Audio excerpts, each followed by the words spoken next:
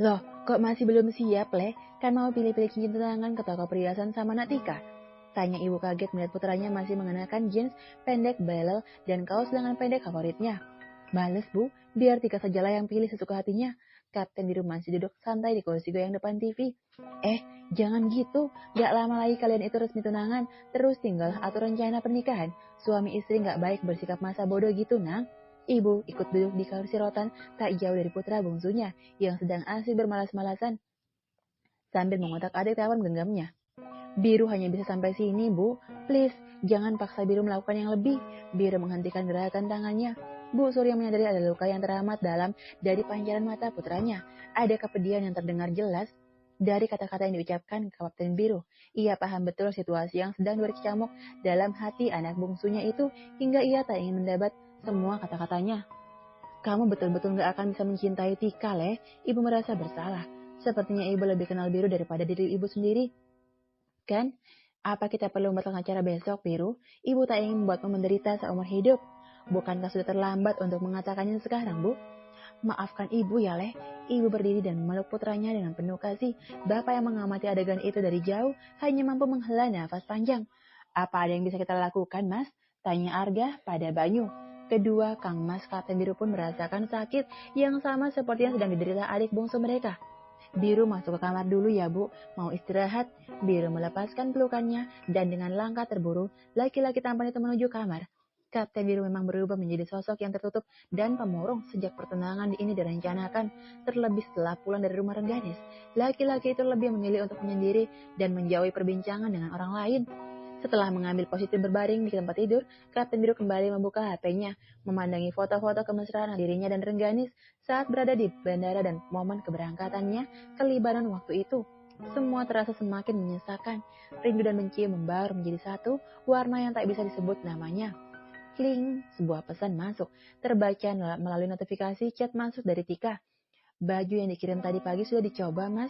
Tika menunggu balasan. Lama tak ada tanda-tanda akan dibalas sekali lagi, gadis itu mencoba mengirim pesan. Fitting dulu ya, Mas, takutnya nanti kurang pas di badan. Lagi-lagi tak ada respon. Mas, aku sudah pilih cincin pertunangan kita. Dinda bilang ini yang paling cantik. Tika menyertakan sebuah foto cincin pertunangan yang baru saja dibelinya bersama Adinda. Adik satu-satunya Letu Tika.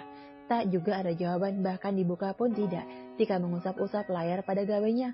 Wajahnya mendadak murung. Semangat yang dari tadi terpancar di wajahnya tiba-tiba berubah menjadi raut kecewa. Ada apa, Mbak? Tanya Dinda tiba-tiba nongol dari balik pintu.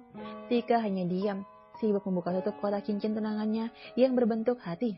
Udah, nggak usah sedih, nikmati aja. Yang penting kan Mbak Tika memang menang dari Mbak Renggani, sudah berhasil mendapatkan Mas Biru, meski hatinya milik orang lain. Dinda nyelonong masuk ke dalam kamar tanpa permisi. Kamu ini ngomong apa sih? Tanya Tika gusar. Mbak, aku tahu Mbak Tika tuh terobsesi sama Kapten Biru bukan cinta. Bocah kecil, aku itu suka sama Kapten Biru dari dulu, bahkan sebelum Rengganis berhasil mengambil alih perhatian Mas Biru. Paham?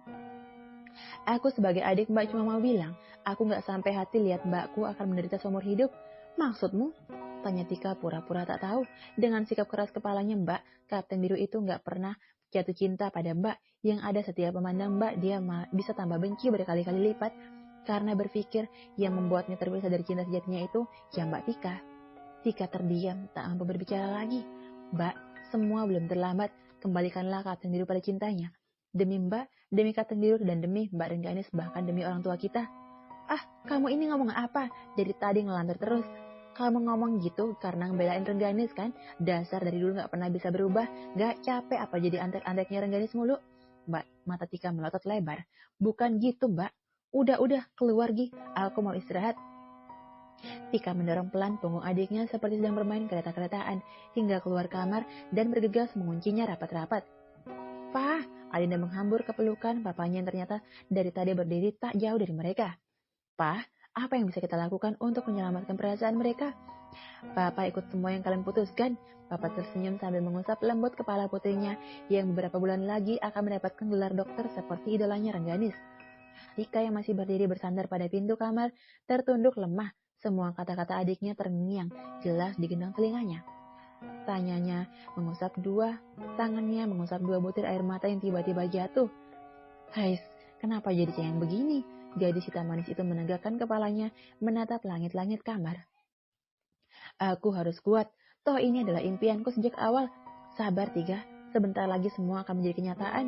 Ucapnya menguatkan hatinya yang mulai tergoyah. Langkahnya kembali mendekati meja rias kamarnya. Sebuah not kecil berisi semua kebutuhan acara pertunangan kembali diraihnya. Undangan, catering, dekorasi, cincin, baju, sudah. Tika mencorong beberapa daftar yang sudah clear dikerjakannya. Ia memang sengaja mengatur semuanya sendiri. Ia ingin acara yang akan berlangsung besok memang sesuai dengan impian dan keinginannya. Kurang dari 24 jam lagi, senyumnya riang. Hei Aira, mau kemana? Eugene yang kangen kaget melihat pintu apartemen mewah Rengganis terbuka sendiri saat dirinya baru saja berniat menekan bel melihat gadis itu keluar dengan sebuah tas jinjing berwarna hitam dengan ukuran yang cukup besar. Maaf, aku harus pulang. Ke Indonesia? Tanyanya tak percaya. Ya, jawab Rengganis pendek sambil menutup pintu. Kenapa mendadak begini? Apa ada yang urgent? Urgent sekali. Very, very, very urgent. Kalau begitu biar aku ikut, kita bisa terbang besok. Eugene menarik tangan Rengganis. No, ada yang harus aku kerjakan sekarang juga. Kalau tidak, aku akan menyesalinya seumur hidup. Rengganis melepaskan tangan Eugene. Kalau begitu baik, tunggu sebentar. Aku akan pulang ambil paspor dan kita akan berangkat sekarang juga. Maaf, aku nggak bisa ajak kamu. Tapi kamu sudah berjanji akan memperlihatkan cantiknya Indonesia pada aku, Aira. Tidak untuk sekarang. Maaf, aku buru-buru. Rengganis melangkah meninggalkan Eugene. Biar aku antar ke bandara. Eugene berlari mengejar Rengganis yang telah menjauh darinya.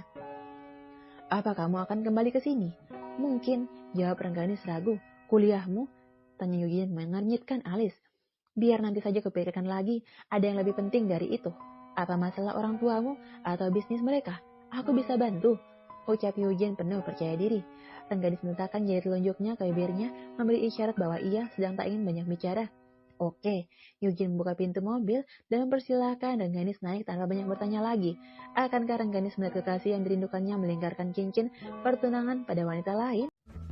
Jangan lupa like, subscribe, tekan loncengnya, dan terima kasih sudah menonton.